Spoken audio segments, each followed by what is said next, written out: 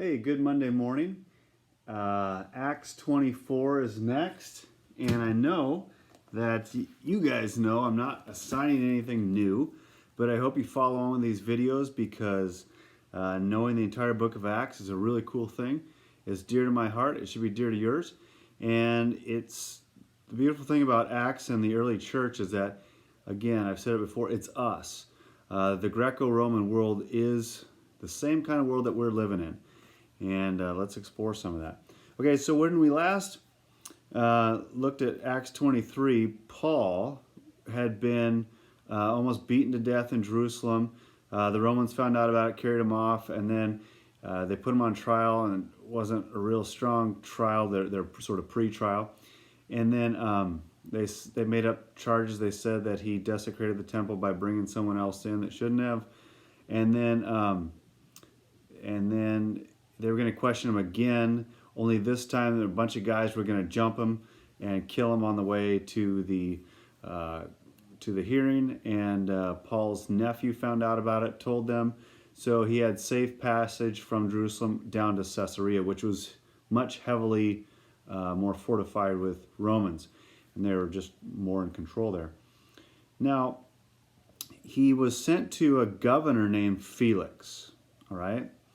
And Felix is down in Caesarea, and about 5 days later after Paul gets there, and he's in custody down there, safe, the elders and Ananias, the third Ananias that we've talked about, who is the chief priest, they go down with their lawyer, Tertullus.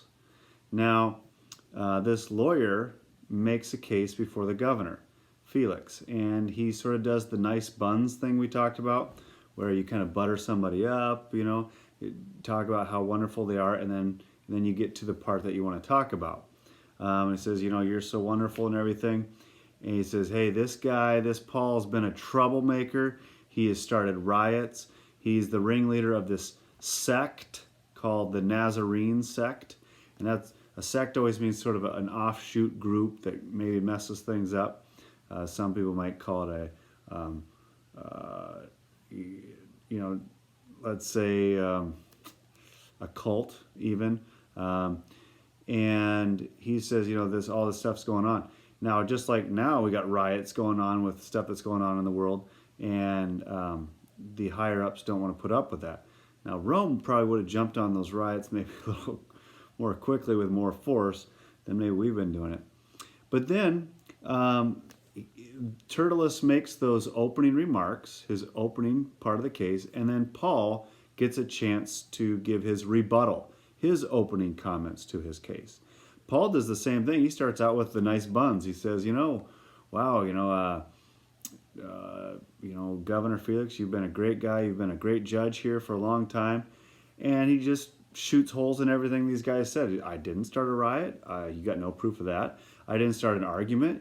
There's no proof of that. I follow the law. I stay very close to the law. He was doing a vow of purification at the time. He said, I worship, the God of our fathers. I keep all the laws of the prophets. I have a hope in the resurrection.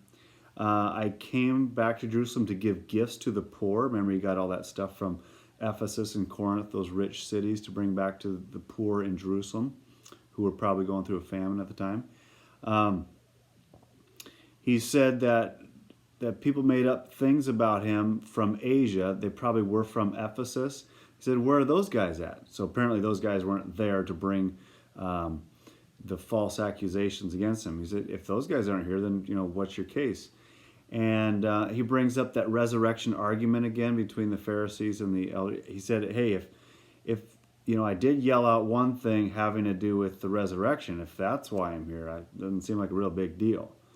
And then Felix was someone who knew about the way, the Christian way, the way that it was the Jewish belief continued.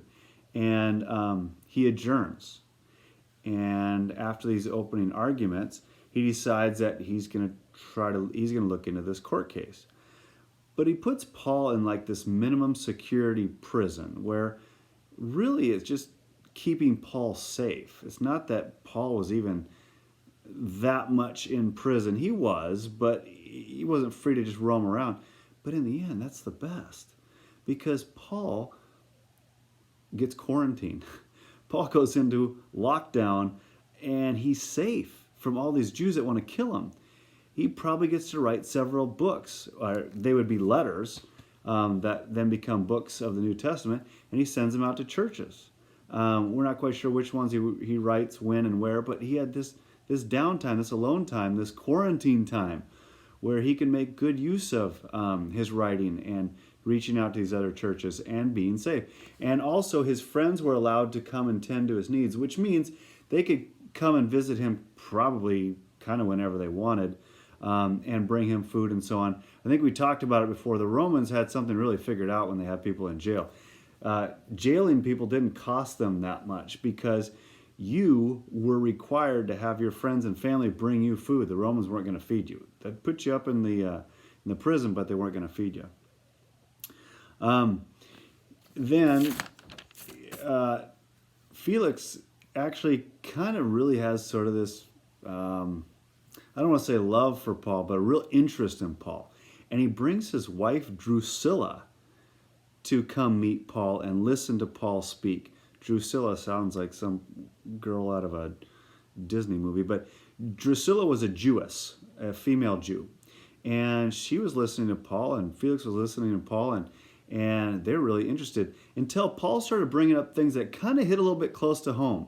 Paul was talking about different ways to live and arguing about how Christ was the way and completed the Jewish tradition. But then when he started talking about moral things, the way you're supposed to conduct yourself, I'm sure that hit Felix, because maybe he was guilty of several of those things, and decided, okay, hey, Paul, all right, we're done here. And he keeps Paul in prison for 2 years. Now, minimum security, but he keeps him there for 2 years. Why? Well, we've speculated, and one of the things that we believe is he knew that Paul gave a lot of money to these poor people, so he knows that Paul has a way to get money. So maybe, hey, Paul, there's a way I can get you out of jail. He was hoping to get a bribe from Paul, that his followers would come, maybe from Ephesus and Corinth, and come pay off Felix to get Paul out. But Paul wasn't going to do that, and his followers weren't going to do that, and he wasn't going to ask his followers to do that. And in the end, I think it really works out well for Paul, again, because he stays protected. He probably has time to write, and anyway, he doesn't give up his moral and ethical stance by paying his way out of jail.